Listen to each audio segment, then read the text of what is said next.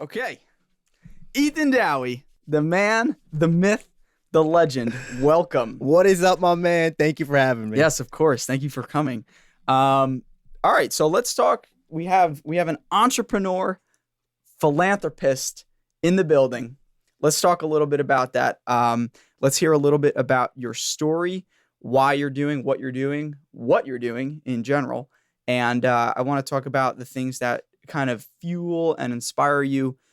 So for anybody that doesn't know, Ethan is a fellow entrepreneur, but he's unique in the sense that he focuses a little bit more on philanthropy. We're going to talk about his charity, Dowie Corp. We're going to hear a little bit about that and why he does the things that he does and kind of what fuels you, what inspires you.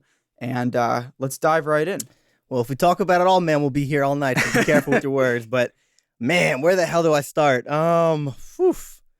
You know, I definitely think it's definitely different. I think a lot of people usually do the, like make money first and then do a lot of the charity work.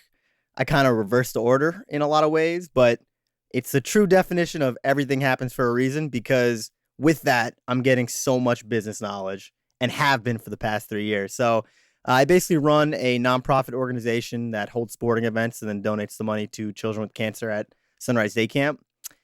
We've held track meets, dodgeball tournaments, planning spike ball tournaments, basketball amateur tournaments, really just the whole 9 yards. Started that in 2017, and we've raised a little shy of about a little under $10,000 for our cause. And honestly, it's just that's always going to be the foundation of the organization.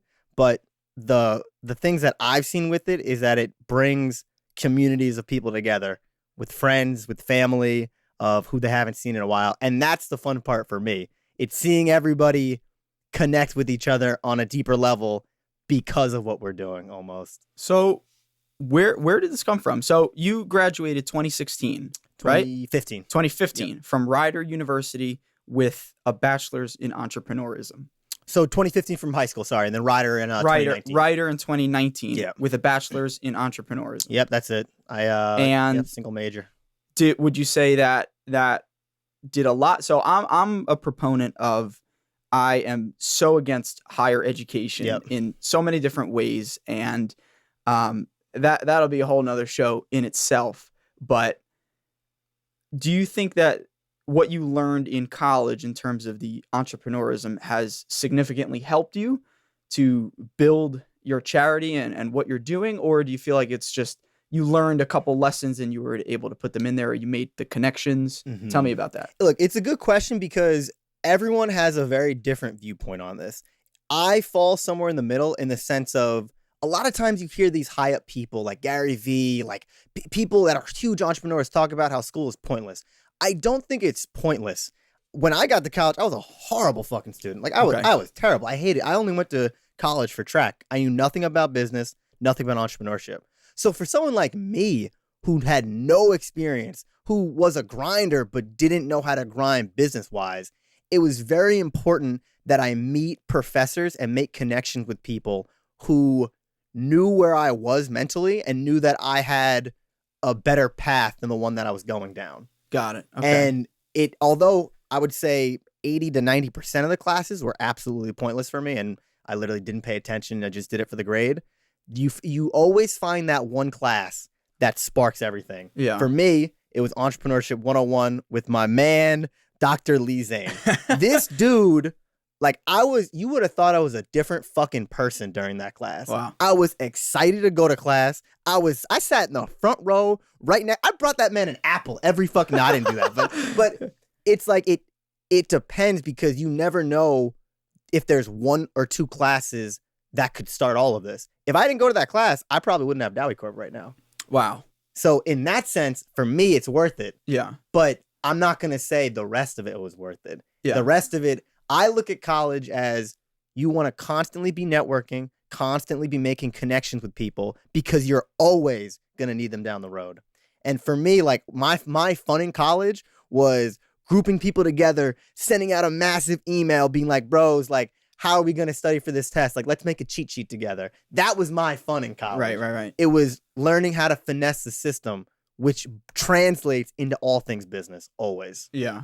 Well, it's interesting you say that. You brought up how a lot of people like Gary Vee, Ty Lopez, all these people, they're saying, college is a waste of time and stuff.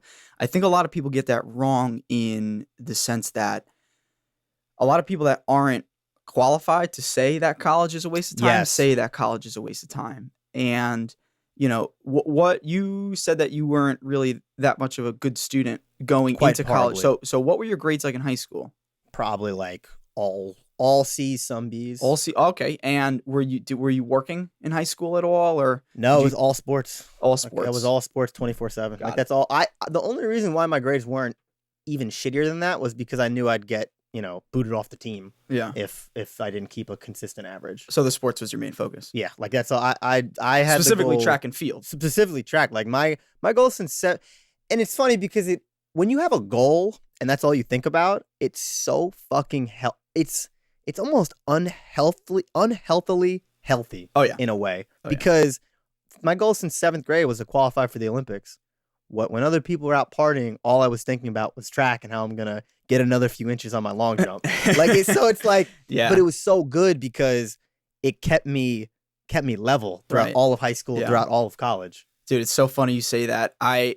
So anybody that follows my music and side of things probably don't know that in high school, very similarly to you, which is why that's so funny that you say that, is I was training not since 7th grade, but I'd say from 9th grade on to go to world championships in Spartan Racing. Anybody that doesn't know what Spartan Racing is it's basically obstacle course racing, swing ropes, climb walls, jump over fire, crawl under barbed wire, carry sandbags, all that stuff. And it's funny how you say that it's kind of an unhealthy, healthy obsession.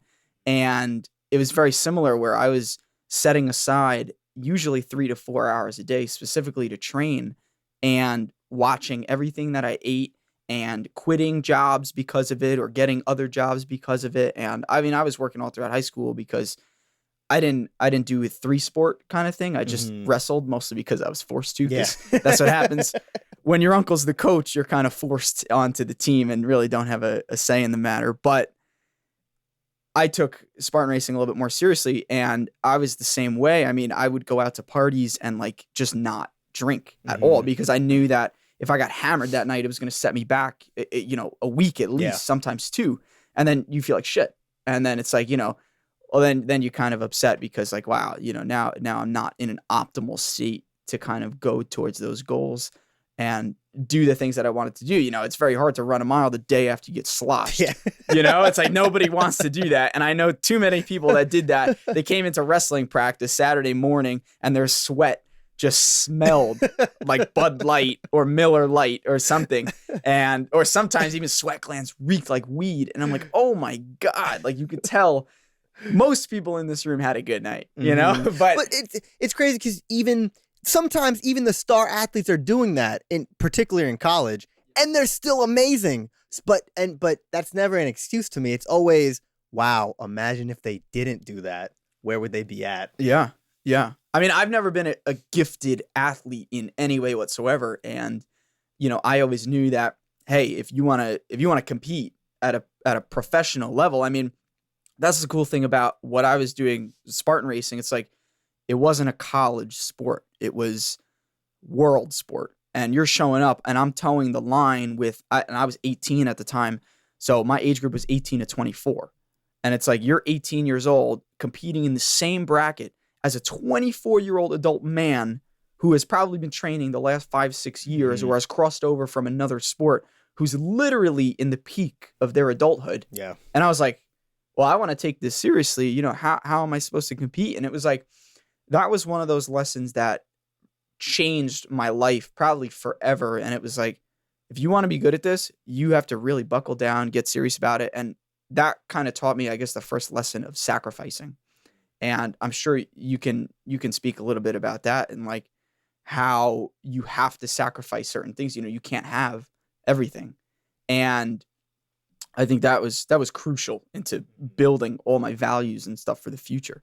But so focusing on track and field now, that was something you pursued in college? Yeah, I did it all 4 years. Was captain in my senior year, and just it was all honestly, it was all I did. Like it was just all I focused on. Like all and when I wasn't at practice, I was in either the weight room or in the trainers getting healthy.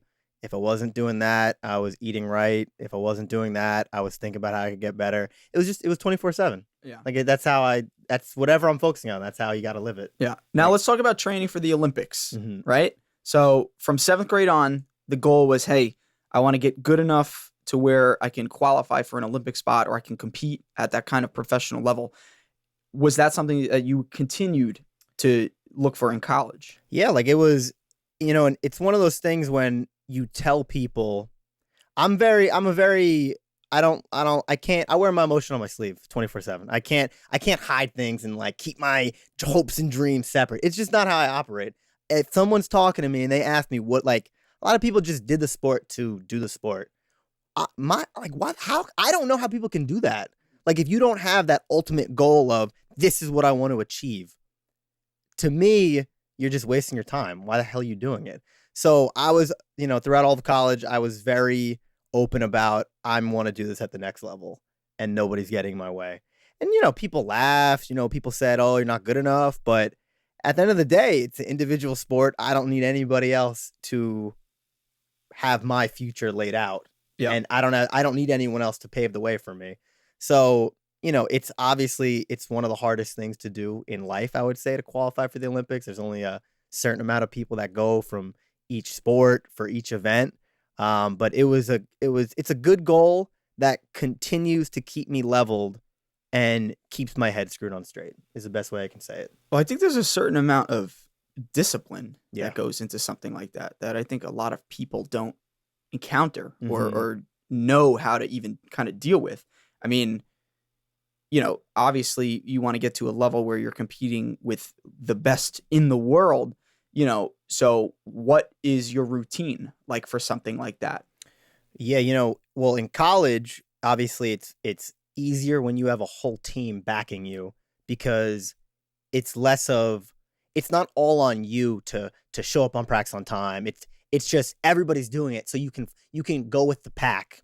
And in college, my routine was, we would have 6:30 a.m. practice, we'd have a lift after, eat. Sometimes we had to have double sessions, not usually, but we did that all throughout the week, and then meets usually on Saturday, rest day Sunday. And that's for me very easy to do because it becomes a routine. But when you graduate, when you get out of college, Mhm. that's where the real shit starts. Yeah. Because there's nobody banging on your door at 5:30 a.m. waking you up. Yeah. It's you versus your alarm clock. And it's never easy. Like it's a constant battle every single day. And it's the first thought you have when your eyes open and you say, okay, am I getting up today? And it'll never be easy, but I think I can conquer it because of all the years of work that I put in and all of the sweat equity I have in the sport to say, I'm not going to get up today. Like, dude, are you fucking kidding me? Mhm. Like, you're going to let that version of yourself have wasted work because you want to get an extra hour of sleep. So it's very challenging. Obviously when you work a job and whatnot, you have to get it out of the way in the morning and you have to get as much in during the day while you're awake. And then you're training after work too. So that's something that I continue to do Monday through Friday with limited days off. But the more you can make it a routine, the more it becomes essential to you not feeling lazy throughout the day. Okay. So, would you say that the majority of your drive does it come from habit? And like you said, I know you brought up sweat equity and how much you've already put into it, but like, that's quite, I would be the first to tell you, I could not get up every day at 5:00 in the morning. Yeah. And, keeping a passion for something for that many years, I mean, it's 9 years probably almost that you've taken this seriously. How do you stay driven for such a high goal? You're right that it is habit, but the majority is vision. That's 98% of it. Because if you have the vision, Arnold Schwarzenegger said you could have the best boats in the world, but if you have nowhere to go, then they're just going to waste away. Yeah. If you don't have the vision of where you want to go, and it's not even that the end place, it's just a place. You need that place of where you're going. And constantly, when I get up, the first thing I think about is the Olympics. That's how, and when I say I'm not even kidding, that's how it's been since probably 7th grade. Okay. Every morning. Yeah. It's wake up, picturing myself in that field, in those lights, starting the clap on the runway, jumping, breaking the world record. When you have that like type of vision and it's so clear to you, and like you can never, even me explaining it right now, I can't explain it to the level that I see it. Right. It's not possible. Yeah. No, I truly don't think anyone can explain their vision for their life as accurately as they see it in their head. Yeah. It doesn't translate. Because it's it's emotions. emotions. It's all emotion. It's like to me, this is, I'm being so passionate and this is what I live for. But like maybe you or someone else is just like, oh, like, yeah, he likes it a lot. Like, right. It's not the same You level. can't, well, you're never going to feel it because it's someone's personal Exactly. goals. I mean, so that's your ultimate goal, is getting to the Olympics. It is, I think it went from, I've been in an interesting spot for the past 2 years because one, I'll be the first to say I wasn't good enough, and I'm still not good enough to go right now. And am I closer? Yeah, but I'm still not good enough. And that's coming from someone who's trained for 9 years. Yeah, constantly. On a serious level. How many hours a day you're saying you're putting in? So, let's see. Including morphing, like, your schedule for your meals or like, whatever. Yeah.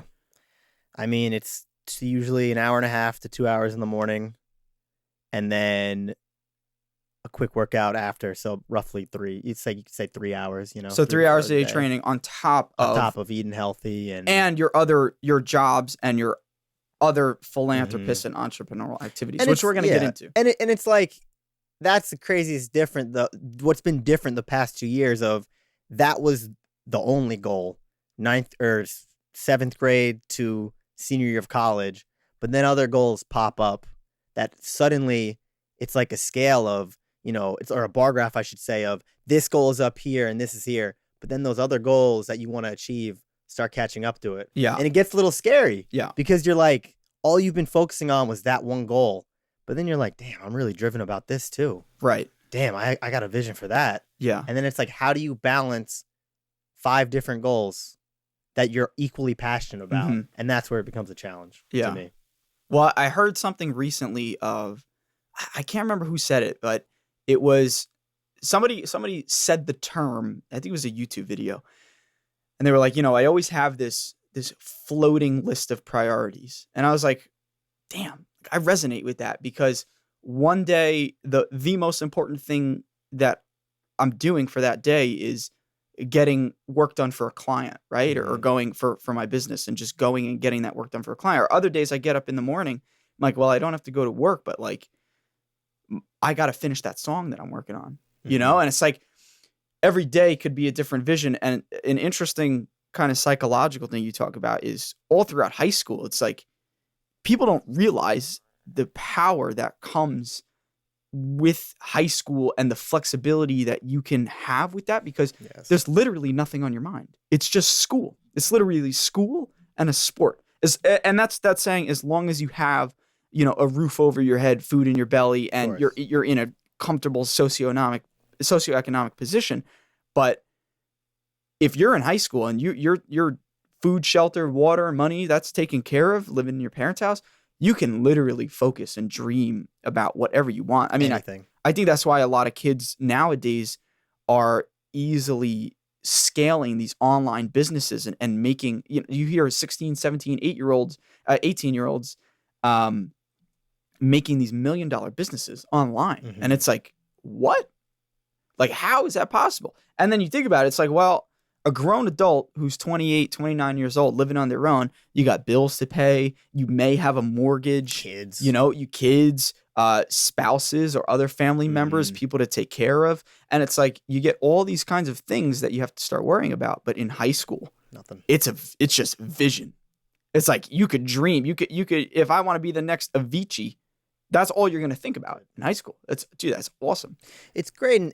But people, people need to realize that, first of all, because look, the sooner you realize that, it's a superpower. Yeah. The sooner you realize, like, wait a minute, I don't have any priorities right now. Yeah. I can go freaking ham with this. Yeah. And that's something that if like, man, you talk about the time machine and like you think about going back, if you can go back and I say this as a 23-year-old and I still live that way of fuck it, I have nothing to lose. If you can grasp that I have nothing to lose concept and you go balls to the wall for your vision, you'll be a success no matter what, because the stuff you're going to learn along the way of trying to go ham and trying to achieve that vision is going to be worth more than whatever thing you thought you couldn't do because of the small priorities in your life all day, every day. Dude, I think that's the only way. It is. You know, it's like, I mean, I watched, so I don't know if you know who Jaws is, but it's spelled Jauz. Never heard of him. And he's a super big EDM, you know, DJ and producer. And, you know, he's basically, he just got on top. Like within the last couple of years, he just became an A-list DJ and he's huge. And he went to a school in Los Angeles and he gave a talk recently that was sponsored by JBL. So JBL put it on their YouTube channel, you know, whatever. And I came across it and I'm watching it and I'm like hearing about this guy's story. And he sounds a little bit arrogant, you know, a little bit cocky. And he's like, you know, he definitely has a chip on his shoulder. And I'm watching him. I'm like, all right, you know, this guy, whatever.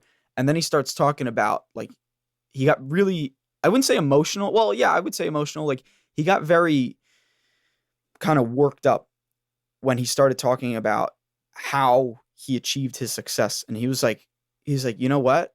I saw a lot of these other kids in my class that were messing around. You know, they would do their work for school, but then they would go out and party the night, or they'd be messing around with all kinds of different girls. And while they were doing that, I would be in the studio taking advantage of all the school's resources and trying to learn. I would spend 20 hours a day in the studio. And the only people that I saw that ended up making something big out of their career were the people that went all in.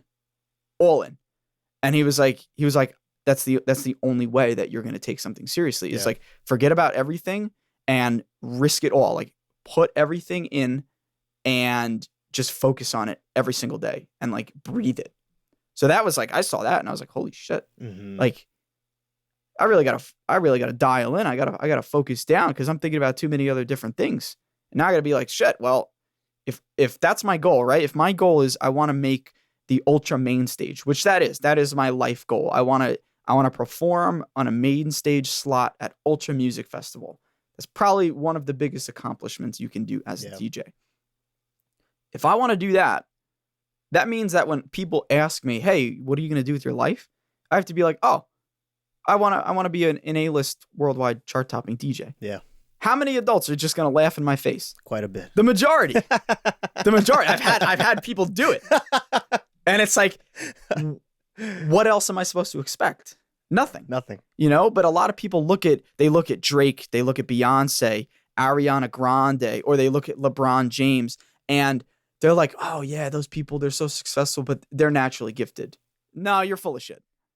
Bro, speak about that. Speak about the idea of naturally gifted. I have gotten to so many arguments over this topic because my favorite athlete of all time, my idol, Conor McGregor, he's the biggest advocate for what's the blood, sweat, and tears, man. Blood, sweat, and tears, and that talent does not exist. Yeah. It's all hard work. And no, I don't give a fuck who you are. Yeah. You can be anything. Yeah. If you put in the work. And people will say, oh, but you don't have the genes of LeBron James. It's always LeBron for some reason that people will go at. They'll be like, man, he's a 6'8" black dude with these crazy genes. I swear to fucking God, I do not care who you are. You can put in the work and you can be LeBron James. But you're not going to put in that fucking work. People ignore the work that someone like that did, that someone like Beyonce did, that someone like Jay-Z did, whoever you're talking about. They ignore that side of the work that they put in. Yeah. And just go straight to gifted, blessed. I hate those words because I'm not that. Like, Yeah. I'm a But you have that clear kid, vision. but I have the vision. Right. If someone with a plan and a vision who has no skills at all, I'll take $100 bet on them every single time over someone who is quote unquote blessed with no vision. And it's something I'm very passionate about because I have done things over the course of my life that I had no business doing that only got done because of my work ethic. And that's it. And nobody can ever take that away from me. And it's not like, you could look at track is a perfect example. You know, I normally like the star athlete or the best on the team in high school? Yeah, like I was usually that guy because I didn't fucking do anything else. Like that's all I did. That was what I dreamed about. Like you ask any coach I had, you ask any teammate I had, ask someone who worked the hardest 24/7. And it's not a cocky thing. It's that's all I did. Yeah. So it's like, you know, when people throw around these notions that there are blessed people on this world, like Elon Musk, I don't give a fuck who you're talking about.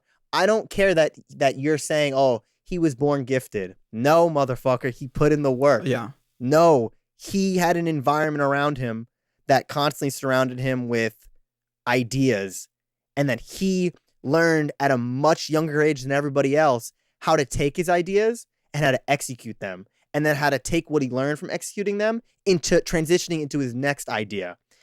The fact that he did this and it created a compounding effect that is now Tesla, that is now SpaceX. Oh my God. I'm the truest believer in anyone can be anything, and I don't care who you are. There's nobody that can tell me that is wrong. Dude, he says it. Elon Musk says it in interviews. He's like, you wouldn't want to be me. Yeah. Like, he's like, I don't want to be me. Mm-hmm. You know, it's like, but I feel like that's something that's just ingrained. You know, it's like, I mean, he's a superhuman in itself. Yeah. But it's like, you know, oh yeah, that guy's a superhuman. He's gifted, you know, whatever. And like, it's kind of like that picture where it's like, you see it in school classrooms and shit. It's like there's water, and then you literally see just the tip of the iceberg, and then the giant iceberg underneath it. And it's like, but people don't realize that is the definition of success. Like there's no way around it. There is all these things that are underneath that people don't see, and then people only see the outcome. Mm-hmm. Bring it back to LeBron James. Nobody sees the 10,000+ hours that he's worked on making a 3-pointer. Mm-hmm. You know, like people don't see those things because they happen in the dark, you know? So let's talk about what it's taken to kind of build. Let's talk about Dowie Corp a little bit. Let's talk about the charity, you know, where that inspiration fuels from, what you're doing, and why. Yeah, you know, so I got to take you back to, let's see what grade it was. My first job ever. Like I told you I didn't work. I was all sports in high school. My first job ever was like my first real job, the paycheck and whatnot, not under the books, under the table, was sophomore year of college in the summertime. Had to get a summer job. I needed money. So I'm looking on this thing called Handshake for my college, and this place pops up, maintenance worker for Sunrise Day Camp. I see it. I'm like, fuck it. Like probably easy work, decent pay. Let me apply. I apply, get brought in. I later on find out it's for a camp for children with cancer. And I'm like, all right, like it is what it is. It's still a job. And then, you know, I get hired, and I'm expecting to get there, and I feel like it's going to be a very depressing environment because you're thinking kids with cancer, they're going to be miserable. It's not going to be fun. It's going to be gloomy. Yeah. But then you get there that first day, within an hour, I would say the complete opposite. Wow. Not even remotely happiest place on earth. Like really? It's you see, like, and this is stuff that changes you, of seeing kids who they got dealt the shittiest hand of hands. Mm-hmm. They're freaking 9, 11, 13, whatever it is. And they have these horrible life challenges. But you see them coming every day with a smile on their face. You see them coming every day, ready to play, ready to have fun, joking around, not even thinking about their challenges.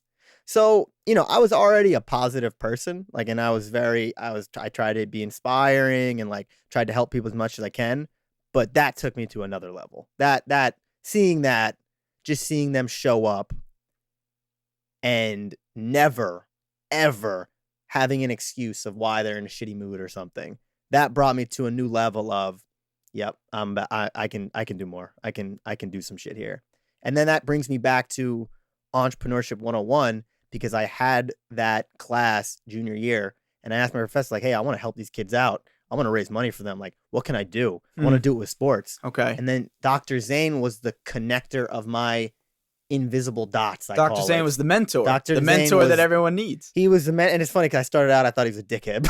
Yeah. Like the following year. But then like he starts helping me connect these dots, and we start having these brainstorm sessions, and all of a sudden point A is going to point Z is going to point X, and it's like, whoa, like, how do I connect this?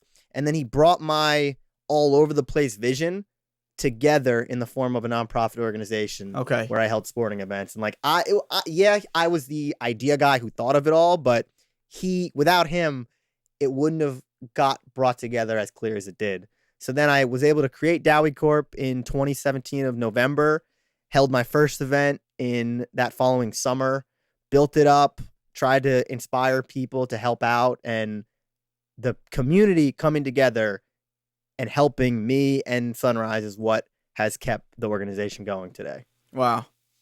Now, speaking about Sunrise, you said that it's such a happy environment. Would you say that's because of the counselors, kind of bringing that positivity or kind of trying to make the place as enjoyable as possible? Or is it just that those kids like don't even think about the kind of life-threatening situation that they're in? Is it just like, do you just see like pure happiness because they're like, you know what, I've been dealt what I've been dealt, and fuck it? I think it's definitely a combo of the two, but it's more the kids being kids. And you learn a lot from kids, because you learn that you got to live in the moment more, and you should never be thinking so far down the line that you can't have fun in the present. Okay. And that was my biggest takeaway of, even simple things like you're at a concert, instead of recording it, view it, see it, picture it, mental pictures of I'm here right now. Yeah. When you're with a girl, whatever it is, just live in the moment. And that's something that I definitely didn't do, too much of living in the moment and creating memories in my head instead of my phone. Like, obviously I still do it to this day of sometimes we'll not be living in the moment, but that's what kids teach you. And I think because they're living in the moment, it helped you live in the moment, and has helped me to this day to live in the moment and just have fun with whatever I'm doing, and never let a negative situation change my positive mind. Yeah.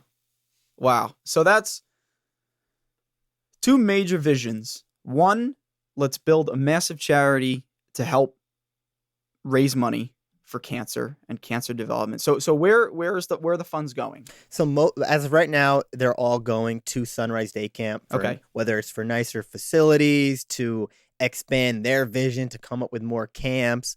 But then really the goal of the future is to, that'll always be the foundation and always be able to donate to Sunrise. But it's to just develop communities of people who are helping each other. So one thing that we're diving into now is training youth sports, or youth athletes, I should say, in different sports. It literally just started 2 weeks ago. It's been a ton of fun so far, but there's so many connectors of how many topics this nonprofit can hit. We got the cancer spot covered. I love Sunrise. I think what they do is amazing, and they're helping these kids so much. So that's going to continue to be the main mission. But we can also help teach kids to become star athletes. Okay. The kids that have no business in being star athletes, just by getting to them early and teaching them key tricks to the trade of whatever sport it is, whether it's track, soccer, football, doesn't matter. Eventually, we want to be in each separate sport, training kids year round. And that's going to not only create cash flow for the company to make it into a real business and a real charity in the sense, but also help raise money for our events to bring these events to insane levels. The visions we have for the events going forward are going to be crazy. Like the dodgeball tournament kind of broke us through the ice, and it was when I really realized, like, oh, this is what I got to do. It's got to be stuff like this. Mm-hmm. And now learning from that and just learning from past mistakes, the next few events are going to be pretty groundbreaking, in my opinion. Yeah. And it's going to help us spread our vision to deeper in New York and hopefully deeper in, the tri-state area as well. Yeah. So let's talk a little bit about risk, right? And risk and life. So in my view, the majority of people that are, either in college or fresh out of college, whatever, are probably not going to have the balls to say, hey, you know what? I want to be the next UNICEF, right? And start that. But not only start it, I mean, first of all, just starting a business is it's not an easy process in itself. So especially trying to start a charity, it's the same thing as forming an LLC, just different, a different avenue. Yeah. And just starting the business itself is a hassle. And there's an upfront cost to that, to get all the legalization, all the filing. Most people would quit there. Yeah. Most people would be like, they have a vision, because everybody likes the feeling of the vision, right? And you were talking about before of, envisioning your future down to the detail and the emotion that you feel. And I think a lot of people have really big visions, but they start thinking about it. And what happens in your brain is you start thinking about the gratification that vision would bring you. So your brain can't subconsciously tell the difference between the present and the future. Because when you start envisioning something to a greater detail, your subconscious kind of takes over and you start feeling those emotions as if you had those results. And that is where a lot of people's dreams end. Yes. Because what do they really want? Do they really want the outcome, or do they really want the feeling? Are most people unhappy with their current lives, or are most people happy with what they're doing and working towards a goal? Yeah. The answer is most people are unhappy. How many people like working a 9 to 5? How many people do you say, wow, I fucking love my job? Not that many people. Not many. I hear a shit ton of people saying, dude, I fucking hate my job. I'm ready to just do my 25 years, get out. It's a normal conversation. It is. It's a normal conversation. It's oh, man. If you don't have that conversation, it's not normal. You'd be looking like him like, you like your job, bro? Yeah. What are you talking about? It's oh, what do you do? And everybody gets all excited. Oh, dude, really? You fucking love your job? What? You couldn't have said that any better. Because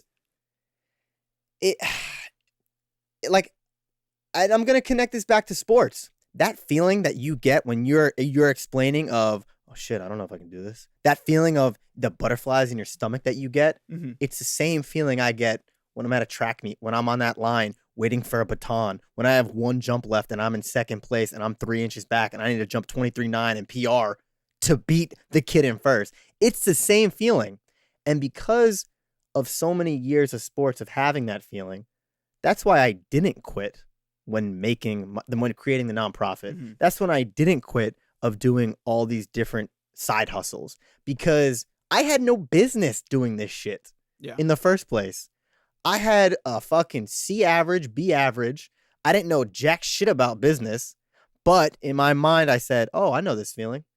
This is a feeling before I pop off, because I am about to learn every little bit of information on it and utilize all that information to keep bettering myself down the line. When you tell someone an idea, a new idea of, oh, I want to start this podcast and it's going to be about this, the worst thing a person can do is kill an idea in the idea stage. I am a huge advocate of every idea is a good idea right away. You want to let it stew for a little bit. Let them work on it. Dowie Corp wasn't anywhere close to where it is now, and I didn't even have the vision of where it is now. It was just like, oh, I'll hold sporting events and it'll be fun. Yeah. That was it. Yeah. But you can always build off of your successes. So when you hear all these crazy business statistics of 9 out of 10 businesses fail in the first year, 9 out of 10 who made it in that first year fail in the second year, I fucking say to ignore it 10 times out of 10, because if anyone listened to the statistics of anything, they're not going to fucking do it. Yeah. You want to feel that fear and say, fuck it, I'm going to do it anyway. Yeah. I am such a huge believer of that, because where would I be if I didn't do that? I would probably be locked into a 9 to 5 job for 40 plus years, hate my life, be unhappy, be bad to my family and friends because I hate my life. And it's just two tunnels it's two directions of kill an idea in the idea stage, takes you this way, Mhm. negative life, and just trying shit and learning Yeah. and like educating yourself Yeah. takes you this way. Well, dude, it all boils down to one separator. If you take one thing away from listening to this podcast, that one separator is taking action. Yeah. That's literally it. I mean, I've heard so many successful people just say, if you have a vision, dive in head first. Like, don't think about it, figure it out later. Yep. You know, do you think Jeff Bezos knew how to run a multi-billion-dollar company in the ways that it's currently running today? No. No shot. It started shot. Dude, it started in a room with like a sheet spray painted Amazon.com. That's like one of the most famous pictures of Jeff in the early stages. That's some inspiring shit right there, Dude, too. That's some inspiring shit. It's inspiring because you're like, holy shit, dude, look where this guy came from. Dude, I remember ordering back in 2008 from Amazon, dude. I was 9 years old and I was just getting into paintball. And I was looking on Amazon.com and I was like, wow, dude, they have all this stuff for fucking paintball. And they had smoke grenades. And I was like, you know, I mean, it showed you the safety regulations in the mail service. And I lived in Queens at the time, in New York City, in Flushing. And I ordered smoke grenades, like a box of smoke grenades to my apartment. It's like, I mean, now, granted, you can't do that anymore, which is probably a good thing. For the better. But that first step in was like, I was like, wow, dude, this is like a great company. And ever since then, it's just been going up, as anybody that has a brain can see. But that was not the vision. The vision in the beginning was, hey, let's sell some books online. Mm-hmm. You know, how many people are going to tell you that's not going to work? Oh, books online. What do you mean? How are you going to compete with Barnes & Noble? Yeah. Well, what's Barnes & Noble now? Yeah. Struggling. It's a compound effect. And like compounding is so important in anything, whether it's business, whether it's investing, whether it's life shit. It's knowing that at the start, you're going to be like, whoa, okay, I'm in over my head. What do I do here? Yeah. But when you're 5 years in, you're going to be happy you fucking started 5 years ago. I'll tell you that much. Yeah. Because now you have all this knowledge where every day your business is becoming 2 times stronger. And then all of a sudden you end up being, a multi-billion-dollar company like Amazon. And you're like, wow, all from a one vision of, I just wanted to sell a book, be a bookstore online. Right. You can't compare your chapter 1 to other people's chapter 30. You can't. It's just, you have to start. You have to get moving. Like, if I like how if it really, like, if you take away one thing from both of us talking, it's like, whatever your idea is, just try it out. Yeah. And if you fail horribly, good. Yeah. Learn what you did wrong. Yeah. Yeah. That's it. Yeah. I mean, I want to even talk about that a little more, because that's something in, I'd say, the last 6 months or so is something that I've just gotten obsessed. Not even 6 months, honestly. It's probably about 3 or 4. And I've been obsessed with this idea of compounding. Yeah. And I've always heard about it, and everybody knows what compounding is. And you learn it in high school, in 9th grade. You learn about penny shit. Compound interest. Yeah. Yeah. And everybody says, if you take a penny and you double it for 31 days, then you'll have like $1 million. And like, yeah, that's great. But nobody actually like thinks about that. Nobody takes that seriously, because it's just a concept, right? And it's just like, people take the concept of being a millionaire as just a concept. They don't really think about it. And I was like, think about it. Like, if you were a millionaire, what could you do?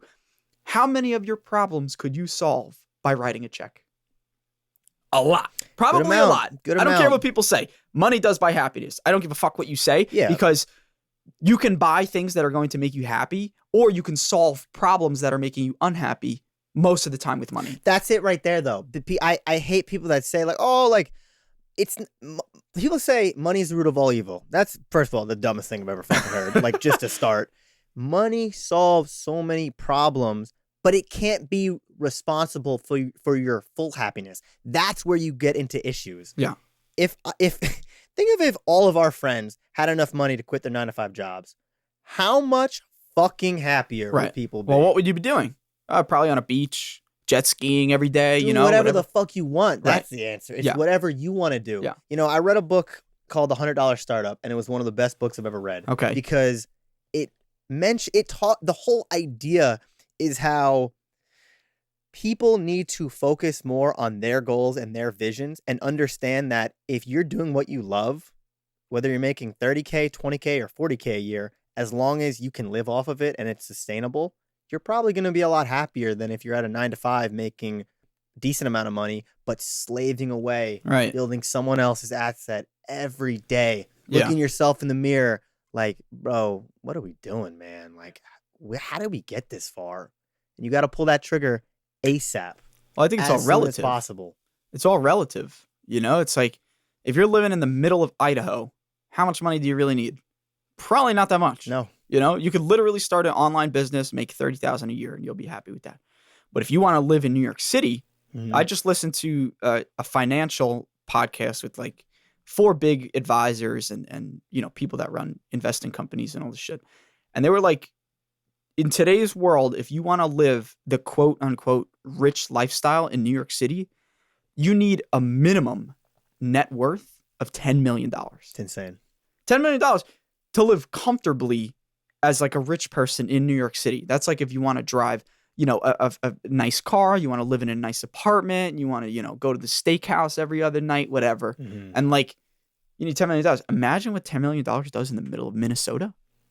Anything Holy shit. you could have a man. compound in there. So it's all relative, but I want to talk more about that compounding effect, because I think a lot of people don't realize the power of the compounding effect. I mean, and I think one of the easiest things that people can understand is look at how good a 19 or 20-year-old is at playing the piano when they've been getting piano lessons since they were 6 years old. Yep. You know, most people at 20 years old who have no idea how to play an instrument, we're like, oh, I always wish I could play an instrument, you know, whatever. But like, they understand that there's a magnitude of work that it takes to be able to play an instrument. But what they don't realize is that if you use the compounding effect and you practice something for 5 minutes a day, you could become significantly better. Yes. In a year. I mean, hey, Google, what is 5 times 365? The answer is 1,825. 1,825 minutes that you would be playing a new instrument within a year. Yep. What's 5 minutes a day? Nothing. You spend more time taking a shit. Yeah, literally. You could scroll on your phone. It's little changes like that people don't get. Yeah. You have to think of every minute of your, maybe not every minute, but I mean, no, you do every second, bro. Of every day that it's important to you. That's why it's like people be wasting their times on stuff, whether it's video games or whether it's just TV and just getting into bad habits. If you just change one of those habits and you free up an hour to do something, all of a sudden, after a year of doing it, you're like, shit, bro, I've only been doing this an hour a day. Like, I can get a lot better at this and fast if I just put in 2 hours. Hold up, what if I do 3? What if I do 5 hours a day? Yeah. Bam. Life-changing advice. Just like that. Yeah. Of increasing your priorities and making it so that you find time for little things like that. Whether it's reading, I try to read 10 pages a day. People say, 10 pages a day, that's fucking nothing. That's a lot to me, man. That is a lot for me. Because all of a sudden, I'm trying to read 50 books a year. Well, in a month, dude, that's 300 pages. That's an average book. That's a book right there. That's something I got to start doing. So it's quick. Like, I have 1,000 of those, like just 1,000 little things like that. Like, okay, got to do 10 pages a day. Okay, got to speed up this. And it's when you got to find out what makes you happy. I'm at my happiest when I'm grinding and when I'm busy. And I'm very fortunate for that's my version of fun. And I truly mean that. Like, when I'm doing work and my nose is down and I'm just fucking, like, not even stressed, but I'm just excited about all the ideas that I'm doing, there is nothing I would rather be doing than that. Yeah. And I think for me, it's almost like that's my version of partying. And like, it sounds lame, but like, that's people's fun versus that's my fun. And I'm very fortunate that my fun is something that builds assets. Well, you're investing. It's investing You're investing into your long-term and it's goal, the most important investing that there is. You're investing in yourself. Yeah. You know, you look at these people and it comes back to risk, right? I'm a huge believer in risk aversion, I believe, or risk aversion. And there's a book called, I believe it was Unshakable, that talks about almost like a 1 to 6 rule of, let me see. Hopefully I don't botch this, but sorry, Tony Robbins. So look it up. We'll edit it out. No, but it's basically just saying how if something can bring you 6 times the amount of value for taking like a slight risk and there's not too much downside, why the fuck would you not do it, bro? Yeah. You should do that all day, every day. Yeah. Jeff Bezos once said, I don't believe in bet the company bets or bet the company risk. And it's true, because if something's going to bring you, billions, millions of dollars of values, but you risk losing it, is that worth it to me? Maybe not. But if something like quitting your job that pays you fucking $40K a year, $30K a year, $50K a year, and you see an opportunity where you can build $1 million business, why would you not do that? More people need to stop. It's not even being like a bitch about it. It's just more people need to have faith in themselves and need to work on themselves constantly to the point where their brain tells them like, this is going to work. You got this, bro. And if it doesn't work, we'll make it work eventually. If more people did that, there'd be a lot more happy people in this world. Oh my God. Well, it'd be tough, because then there's more competition for us, right? no, but I think you're totally right. And for anybody that doesn't know me personally, when I was coming out of high school, I had no vision in music. I was like, the last thing I would have thought of was making a career out of music. Actually, graduating high school, I was like, oh man, I always wish I learned how to DJ, and I started on a little app on my phone, and, with the compounding effect, it spiraled into, what this is now. But when I didn't have that goal, my life goal was like, I'm going to become a Navy SEAL. Why? I mean, I like seeing it in movies, and it's like, wow, that's pretty fucking cool. I wish I could do that. Yeah. Well, why not? How many people are going to say, oh man, I wish I did that, whatever. So that was my goal. And I was training for that pretty rigorously. And that was like, all right, I'm going to become a SEAL. Went to the recruiters. I took the ASVAB test, which is your military standardized test. And I was like there. I was so close. And I sat down to interview for my final paper in English with, they don't like the word X, but with a former Navy SEAL. And he told me, we ended up speaking for like 4 hours. And it's funny because I never actually told him I was recording the conversation, because I had to for my English paper. So it kind of, failure wasn't an option. So I was like, I'm just going to record it and not even tell this guy. Fuck it. He's never going to know. And I never did, but I recorded the conversation, and for 3 hours, 3.5 hours, we spoke. And he basically told me, number one, it's definitely not the movies. This is hard work. It's not a fucking joke. Yeah. That was one thing. And that was like, kind of brought me down a little bit to reality. But nevertheless, I still wanted to do it. I was like, all right, this is badass. Because then he started telling me some shit that I probably shouldn't have on recording.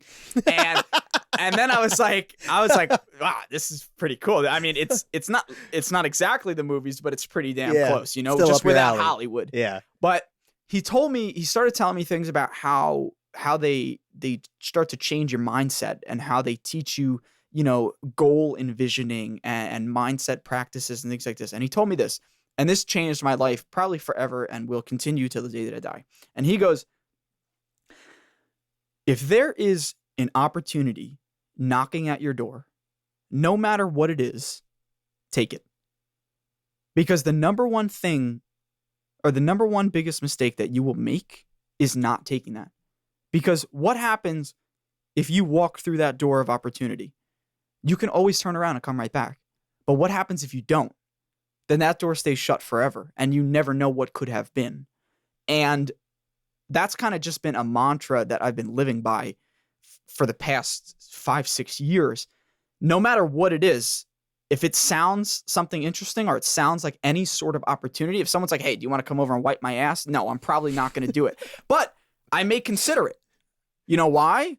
Because that could form a lasting relationship with that person. And sure enough, everything that I've ever done where an opportunity presented itself has spiraled into a network of communications and more opportunities. And even in high school, in my first or second year of college, my intro to psychology professor, shout out to Dr. Suskind. This guy was a mid 70-year-old man and crazy beard and real eccentric kind of guy. He shows up one day teaching us about like a lesson about psychology, has kids go up to the front of the class. And this guy just whips out a water gun from his back pocket and just starts shooting the kids. I'm like, this guy's fucking crazy. I love it. It's amazing. And at the end of the semester, he's like, he calls up like 3 people. And I was one of them. And he's like, you know, can you guys stay after class? And I was like, oh shit, I probably fucked up, did something wrong. And he goes, you know, every semester or so, I kind of take not the top kids in the class, but the kids that I kind of resonated with the most. And I always offer them an opportunity. And you know, I'm always doing housework at my house. And, you know, if you'd be interested in like, you know, another job, you know, a little side job, I'm always looking for extra help. So I was like, my dad being from Brooklyn, you know, very streetwise, like he would never do something like that. You know, you don't know somebody, you're not going to fucking go over there, whatever. But I did because the opportunity came knocking and I was like, you know what? Yeah, let me know. So he calls me a week later and I didn't answer and I listened to the voicemail and he's like, hey, I'm, you know, looking for, we're moving some mulch, whatever. So I'm like, do I want to go do this? Whatever. I called him back, set up a time. I've been working for him ever since. It's been 3 years. Wow. We have one of the strongest personal relationships that I could have ever formed with another human being because I go there and I work for him and it does not feel like I'm working for him. It feels like I'm going to grandpa's house and he's just paying me for the work. And I told him that recently and I was like, it's no longer like a relationship. Like he's now family, this guy. And I go and I work for him probably once a week when we're doing something crazy, like building a new fence or whatever. It could be twice a week, whatever. And like, it's at a point now where he leaves me to do work in the house. Nobody's home. I have the spare key to his house. Insane. And like, he's one of the greatest guys I've ever met in my life. Like a truly like good guy, like such a good guy. And his wife, oh my God, his wife Nava, she bakes, she'll come out. I'll be hammering away. And she taught me so much about gardening. I never thought I'd know anything about gardening, but like every spring I plant her entire garden and like she tells me when I do something wrong and I learn from it. And I was like, never thought I'd learn about gardening. She'll come out. She'll be like, I made you a watermelon smoothie. I'm like, that's fucking awesome. So like they treat me like family. Yeah. So that opportunity that the 2 other kids that came up with me never took him up on the offer. And I was like, look what you missed out on. You know, it's like, what could this guy possibly do for me? Well, now it's an extra side form of income. Mm-hmm. And now I have a lasting relationship with this guy. It's like, you never know what an opportunity is going to lead to. But it comes back to like that. First of all, that whole story is such a lesson in itself because it comes back to a little bit, honestly, to rewind to the idea thing. It's better you went. And what if you had a miserable fucking time? He was a dick to you. He was a douche to you. Like it was horrible. Okay, then you don't go back. But the fact that you took a chance and you didn't know what it could create, now thinking back, you're like, damn, bro, imagine I didn't go.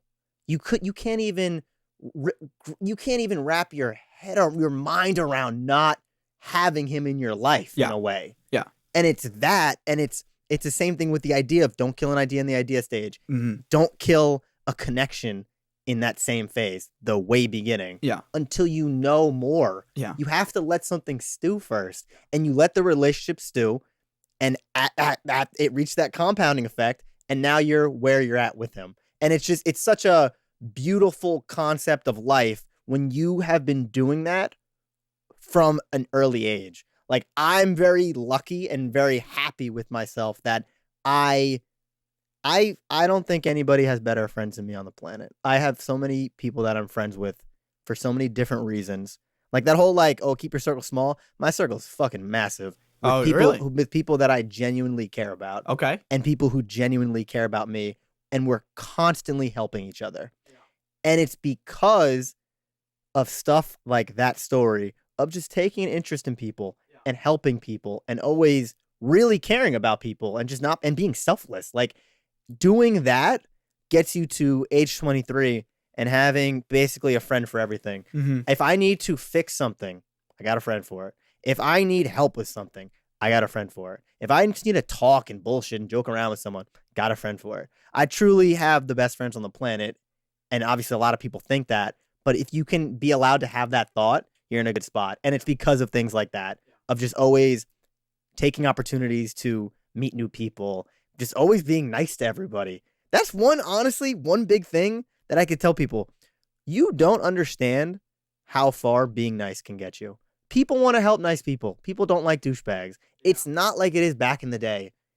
New businesses nowadays, I really think you benefit when you're a good person, Mm-hmm. because then you don't have to have the coding ability of Mark Zuckerberg. You don't have to have the wits of Elon Musk. You have connections around you of people who want to see you succeed.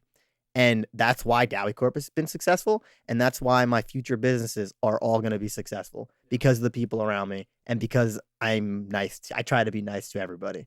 It's just such a simple life concept that more people could learn from, in my opinion. Well, I mean, how many people have a group of friends that if you're going to throw on a charity event and, you're probably not going to tell it to them, but like they kind of have to work for free, because it's not like you have the money to pay a multitude team of people. Yeah. How many people can say that, oh, I got a group of at least 5 people that would work a 10-hour day for me, for free and just no questions asked. Not many. Solely to help me build what I'm doing for myself personally. Not many. Not many. I really don't think I really don't think many. Not many. And it's like we had, you look at the dodgeball tournament we had 32 teams of 7 people sign up. How many people did you have working that Oh man, we had both paid or unpaid? So we had how many paid people? We had 2. Because obviously you got to pay the referees and stuff, right? No, those were actually volunteers. We got Volunteer. lucky. Okay, Yeah, so man, what did you have to pay for? So I paid for the content, so the videographer and the rental, the cameraman, the renting the place, which was an arm and a leg. Shout out to Pearl River. Yeah. No, I was like, just kidding. What else did we have? Like the trophy shop. There was a good amount of expenses with it. But most people work for free. And most people came to support me, and that's why I like it, because I genuinely just want people to have fun. And it's like getting, you once told me this that I resonated with 100% of when you make it to that stage that you were referring to later, and just that look out in the crowd, and that you're going to be in your head, you're going to be like, I did it. I made it here. Like that shit hits heavy for me because, and it's such a lesser degree, but walking out for the dodgeball tourney this past March, the gym is filled. The bleachers are all filled up. Everybody on the side, people can't get a seat. And it's my turn to speak before the event starts. And I come walking out. That's the thought I had. I'm just like, wow, I did this shit. Like I finally held an event. But you built it. I built it up. And it wouldn't have been there without you. Yeah, it's you create. It's the creation. It's your baby. You created this shit, and it grew to such a level that there's 300 people sitting here waiting for you to speak to start the event. That's some cold shit right there. And it's so cool to me that you can create anything you want on this planet, no matter what it is. You can do it, you can create it, and then you can live in your creation for as long as you want. And it's I don't know, it's just such a good life thing that I hope more people can experience.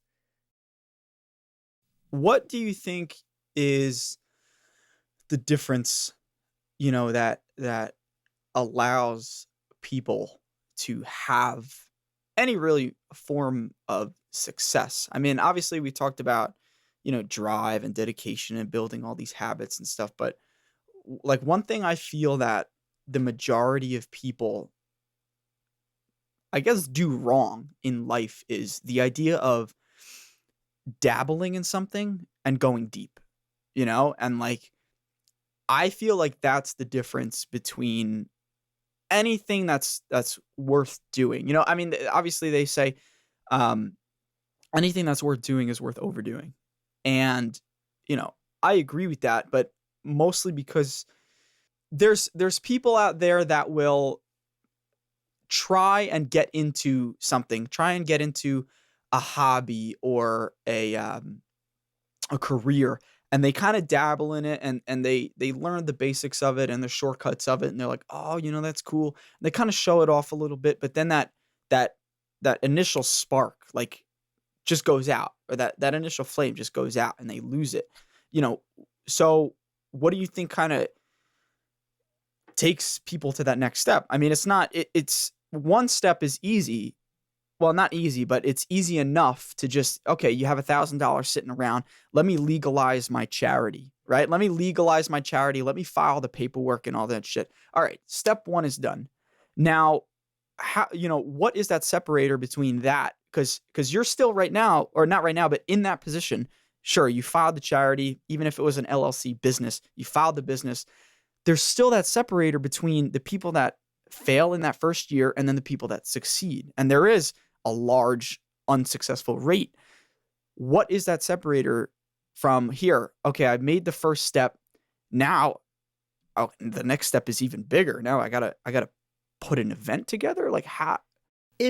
I love that question because I think so many people could benefit from it. To me, and it sounds so simple, but like it's the passion that inspired you to start it. And a great example of it is a lot of people's passion for doing stuff is money. Mm-hmm. A lot. But that's something that expires because, getting money is like, okay, that's like a common thing in life. But my passion for it was to help as many people as I can, to spread positivity, and to bring people together. That's never going to run out for me. That's an infinity. That I have an infinite amount of that in deep down in my body. Like I always want to be doing that. When I'm 60, I hope the annual dodgeball tournament is still going on. Yeah. Like, so I really think it comes down to starting something that you're deeply passionate about, or just the overall thing. So what I'm trying to say is, say you're passionate about sports, right? And you start a business around sports. Great. You're passionate about sports, so it's going to be fine. But if you're passionate about business in general and just want to have a successful company, that too can be an infinite amount of inspiration. So it doesn't matter what you hop into. You just want a successful company. That's where I'm at now with anything I'm going to do in the next coming years. And it's going to be a fun couple of years, in my opinion, from taking what I've learned in the past 3. And that's how I am. I am so fucking inspired when it comes to entrepreneurship. It's the coolest thing ever. You are creating something, an asset for yourself. And that's when you're going to work your hardest. I wish I could take credit for this line, but anyone who thinks entrepreneurship is about money is an idiot. Entrepreneurship is about freedom. And that's from Mr. Wonderful on Shark Tank. Entrepreneurship is about freedom. When my boss at work emails me, do this, do that, the thoughts I get in my head should be illegal because I'm just like, bro, what am I doing right now? I want to be that guy. And it's that fact that I'm chained to something. I don't have the freedom. My personality, my characteristics, what I like to do, I need to be freed. I can't be chained to a desk. Right. So I'm happy I realized that early in life, and I'm happy I know that freedom is my goal. I want to be able to do whatever I want. And that's going to be coming in the next couple of years. Well, because money really is just a tool. I think a lot of people don't realize that. They kind of take it a little bit more seriously. That's it. It's a tool. You got to be comfortable playing with it, So that kind of brings me back to, you're working a job. Your goal is to build a giant charity. I mean, you got one of two massive goals. One, you want to build a massive charity, and the other one is you want to go to the Olympics. So those are two giant goals for somebody to have. Now, what is driving you to say, okay, let me get up in the morning, let me train. We talked about that. We know why that inspires you, but you're getting up in the morning, you're working a job, and all that money, I'm assuming that you're reinvesting into a company that makes no money. Mm-hmm. Where does that inspiration come from? Like, what motivates you to do that? Because of the lasting effect that I know it's going to have on the world. Shout out Norm Brodsky, billionaire from Rider University, who's taught me so much at his time there and my time there. We were in this meeting one time, And the first thing he says is, literally didn't even say hi to people. He was just like, I know that everybody in this room has the goal of making the world a better place and leaving it better than we found it. And that really resonated with me because it's the most selfless thing possible. You're creating a better tomorrow for other people when you're not going to see it. And I think the amount of positivity and just the amount of relationship building and community building that can come from Dowie Corp in the long term is much greater than me making money from it. You know, like I've gotten into a good strategy of how to, if I wanted to, be able to pay myself to keep a salary and then also just constantly be reinvesting in the business and then donating money to the charity as well. But I honestly don't even need to do it. Like my goal is to, and it will be happening very soon, is to leave my 9 to 5 and then have a for-profit company that gives me the freedom to do whatever I want in life and whatever I want with Dowie Corp. And then I never have to take away from the charity component of Dowie Corp. So it's basically have a 9 to 5 that's for me, because then when I work for myself, it's just a thought. Like I don't work hard. Nobody works harder than me. And it's not that nobody does. It's that's my mindset. Nobody's going to fucking outwork me. It's not possible in my head. If 2 people are near me and we're all working, you're not going to work harder than me. That's what I had. That's the vision. That's the vision and mindset I had for track. I don't care if you're more skilled than me. I don't care if you are bigger than me, stronger than me, prettier than me, whatever it is. You're not going to stay longer than me. You're not going to outwork me. It's not possible. So that translates into business because right now I have a 9 to 5 job that, I get there at 9 and leave at 5. When it's my business, and it is a quote from Elon Musk, it's when my eyes open to when my eyes close. And I know for damn sure that my eyes won't be closing until very late at night, and they'll be opening very early in the morning. And it's not to be cocky. It's just I know where I'm at, and I know the level of success that I can have in this life. I see it. I see it clear as day. I'm so close to breaking through that ice and it being an actual real thing in my life. Yeah. And I think that's what keeps me going, man. It's just knowing like, yo, I'm so close. Oh, I'm so close. Like I'm right there. Like, let's see if I can do it. Yeah. And it's fun. That's what's fun for me, man. Just challenging myself every day to be better. And when you do that, you become so good at everything. Like, you should never compare yourself to others because you're going to look at someone else and be like, damn, I'm not him. But if you compare yourself to who you were yesterday, you're going to get a hell of a lot better throughout the year and throughout 10 years, throughout 20 years, to the point where you get to this level and you're like, everyone's like, how did you do that? How'd you get there? Because I didn't compare myself to anyone but me or in the previous versions of myself. And that's what life is about to me. That's it right there.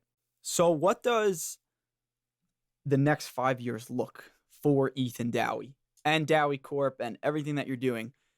What's the vision for the near future? Well, I think the biggest thing, and I haven't told many people this other than close friends, so I'm happy to unveil it.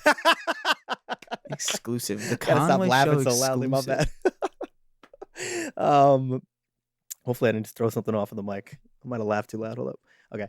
Can you still good? Yeah, you're good. Okay, bet.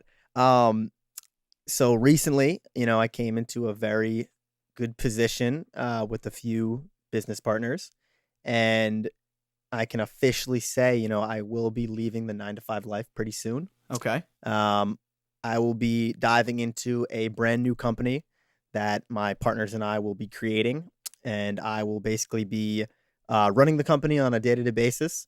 It's going to be my for-profit that I keep talking about, and it's going to be starting sometime in March. So I couldn't be more excited for it, and I'm ready to take this thing to the moon. That's awesome. All right, brother. Well, thank you so much for your time and all of your input, feedback, everything. Really appreciate you coming on the show. Looking forward to the next 5 years. I think you have a lot of good things coming. I think it's going to be awesome. Very excited to see the future, the growth, and everything just coming into play. Thank you for having me on, man. This is an awesome podcast. It's going to be great. I'm going to share it everywhere. I can't fucking wait. Let's go.